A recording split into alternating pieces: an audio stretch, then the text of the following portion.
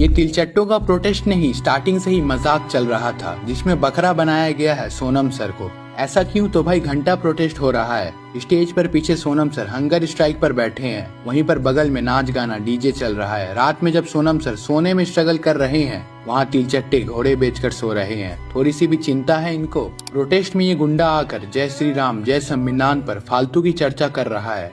जय श्री राम बोलेंगे, मैंने बोला बोलो भाई मैं जय संविधान बोलूंगा।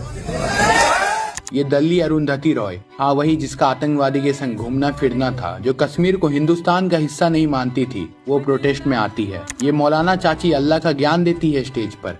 अल्लाह का मतलब वो शक्ति जो हम सब में है, बस नाम रहेगा अल्लाह का। ये नीट प्रोटेस्ट है, इसलिए सोनम सर हंगर स्ट्राइक पर बैठे हैं। जब मन करता है तब क्रिकेट खेलते हैं, वॉलीबॉल खेलते हैं, नाचते हैं, गाते हैं, मजाक मस्ती इंटरव्यू देते हैं।